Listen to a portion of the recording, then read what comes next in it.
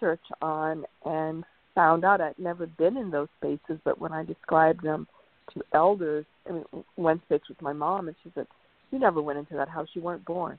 That Wow. was me. That was me. You're describing me doing what you're saying you're doing, and you're describing the room to a T, and I can tell you exactly the house it was, blah, blah, blah, blah, blah. But you know nothing about that house."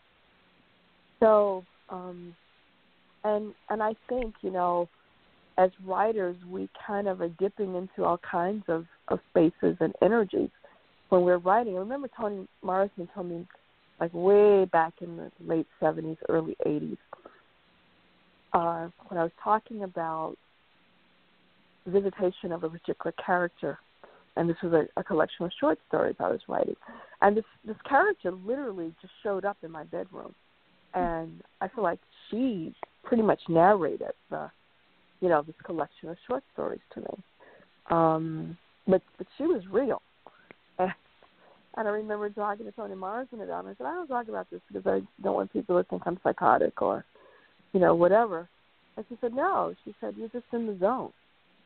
She said, "You just, your muse is like taking you there. And when you get there, your characters will start talking to you." And she talked about how difficult it was for her when she was writing Beloved to make the man in the story, and that she had to conjure him to her, sit him down in front of her. So, I knew,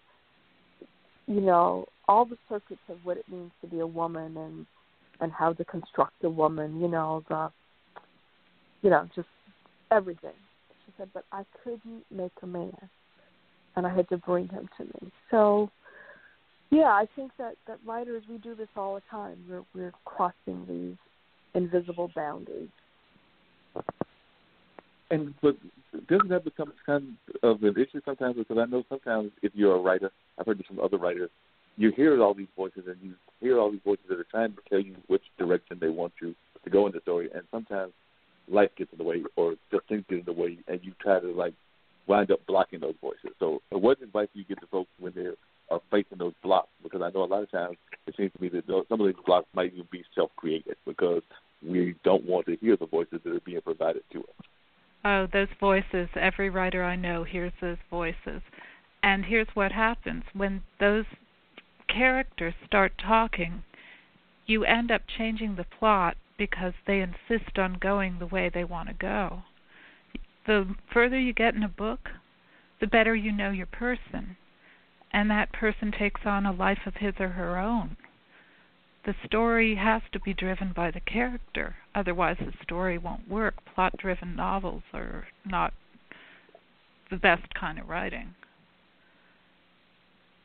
I have characters that start talking and whole new plot developments occur because of that. Mhm. Yeah, I've been working on a novel for several years, and the main character, on a number of occasions has said to me, "That's not me. Yeah. That's not me. I don't know why you put those words in my mouth. I wouldn't say that. I'm not even in this. I don't know those people. I'm not even in this chapter." Yeah, so it's true. And there's been a lot of liminal space created from characters for me,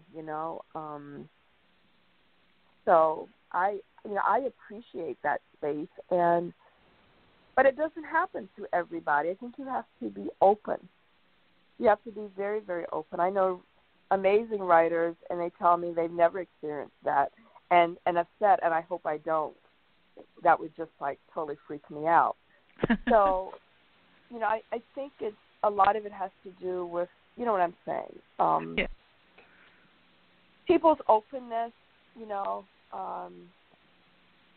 as many writers do stay in a very cerebral space. I think there has to be a balance, but I know plenty of writers who, resist that other piece of it. And that's not a judgment, it's just people have different modalities for how they show up in their craft. Oh, sure. There are people who plot out an entire novel before they even begin writing. Right. And then there are pantsers who start writing and have no idea where they're going to end up.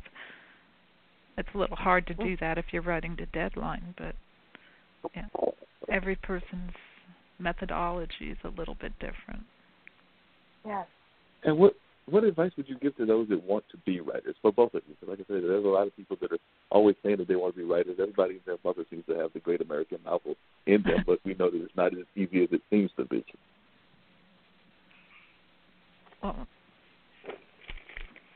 there are lots of advice elements out there. I mean, you can certainly take workshops and stuff, but as far as success, know the market, develop your skills, write series if you're writing novels, because readers follow series, but you have to keep them coming, like 3 or 4 a year. Ideally, what you want to do is come up with an idea like 6 motorcycle riding werewolf brothers, and then you can write a different book on each brother. Know what publishers are looking for, looking on something like manuscript wish list on Twitter. We'll have editors posting.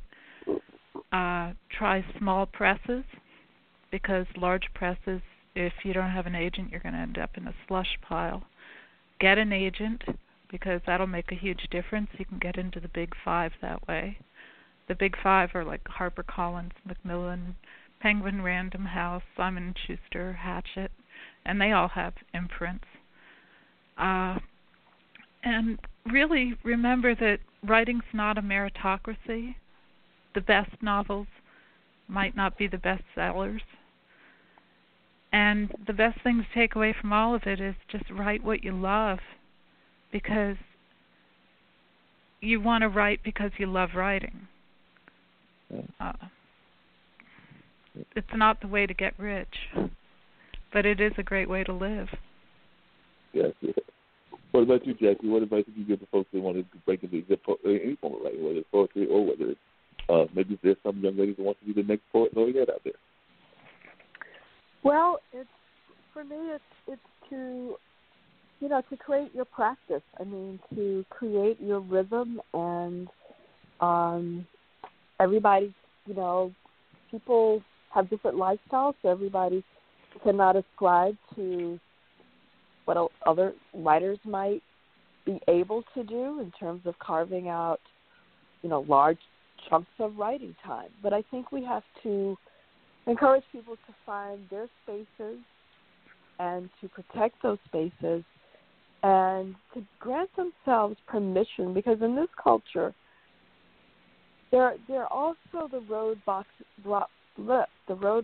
and the gatekeepers who will constantly tell you, why are you writing? Nobody wants to hear you. No one wants to listen to you. You're nobody.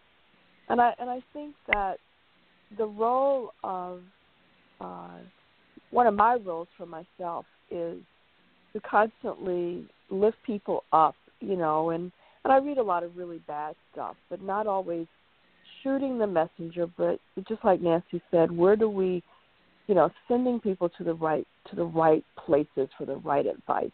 And sometimes the person who thinks they have a novel really needs to go take an English class. I think there's also, in this culture, there's this also romanticism. Everybody I know certainly is a writer. Yeah. That's and it's true. easy to be a writer in this culture now, and it has nothing to do,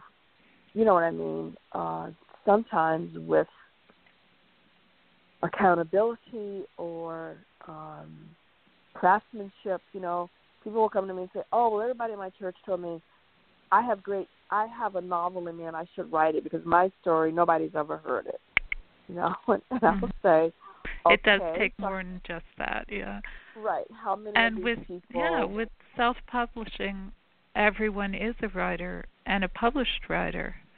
I mean, writers even create their own LLCs, so it looks like they're published by a house. And there are, I think the last figure I saw was 3.4 million ebooks on Amazon right now. And that's just the ebooks, not all the print books, too. So the competition's huge because everybody can and does write. Mm-hmm. But y'all two are the better writers, so y'all have gotten through all that we did everything. But I need to wrap up because it's almost 9 o'clock. What I love about my show, the time just flies by. But I need both of you to give me ways that folks can reach you by website so that folks can learn even more about what Jaki Shelton Green, the poet laureate, is doing, including being honored earlier today by Governor Cooper, because I did see that earlier where he was giving you some shout-outs and everything. But he's been doing that regularly on a regular basis. And Nancy, where folks can find you as well. Okay, I think I heard what you said. So my website is not updated because I'm crazy busy, but it's sisterwrite.com. Sisterwrite.com, all right. And what about you, Nancy? Mine is nancymyoung.com. So it seems to me that both of you have given a very good advice to people that are trying to do stuff, which is that whole advice that people give for everything, which is keep it simple. Because you kept your name and you kept your organization, so it seems like those are both very easy to remember. And I know a lot of times folks try to make things much more complicated than they need to be. Thank you, Mark, very much for inviting me to your show. Nancy, it was great to be with you. It was wonderful to be part of the conversation with you, Jaki. And thank you, Mark and Dean. It has been a real honor to be part of this. Thank you. Both of you on a regular basis. Y'all are all welcome to come back. We will post the website that y'all have on our Facebook page and some of our other media. But as always, y'all are always welcome to any time to come back in because we are always glad to have return guests as well and enjoyed all three of you in the conversation. So know that you are all three welcome. Bessie, and Jesse, all of y'all are welcome back whenever you feel like it. Indeed. Okay, thank you. Good night. Thank you so much. Good night. So, Dean? Yes, sir. We've wrapped up another great show. We've had everything from people talking about prison reform to writing. So we've got notes hanging out. It's typical. So we've had all kinds of stuff that was featured on these great shows as always. So we had some great conversations from authors, poets, and folks working on prison reform and things of that nature. So I think we've had another powerful show. We will be taking next week off, if I remember correctly, because I think you said, next week is Valentine's, and we're probably still going to be trying to recover and enjoy the time that you've had with your wife on this particular weekend. So, and it's on the President's Day. So I know you said you want the 18th off, so we will not have a show on the 18th, but we will be back on the 25th, I believe, is that date, is the date that we will return. We will be back on the 25th with more great conversation. I'm trying to look it up to see who we got here, like saying real quick. Well, I feel that you don't have any time whatsoever. It will be coming up in about 2 minutes, but I'll tell you exactly what we got for that. Just before this happens, if the computer will act right, you'll find out exactly who will be on this show on the 25th. So we got all kinds of great guests coming up. But on the 25th of February, we got the guests that we have done some recruiting for. So I need to reach back out to it, but it's that mother of four and the entrepreneur. So I believe this is one of the people that you told me to get in touch with, is a mother of four, an entrepreneur, and a survivor. So she'll be doing this on the 25th, and I know that was one of the folks that you had told me about. So sounds like she's got a lot of stuff. So really looking forward to hearing from that particular reporter and then other guests as well. But the primary guest will be none other than Crystal J. Rodriguez.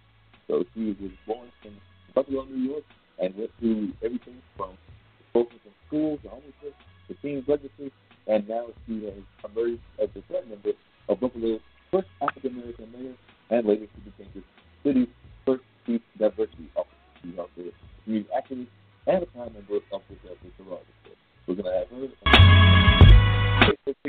and Kelly Johnson who'll give us some insight on film, so she's a student of the film world. So it's like we've got at least 3 more great guests who will be here on the 25th, but definitely I will reach back out to Crystal folks, but it's like that to be a great conversation to be had on the 25th.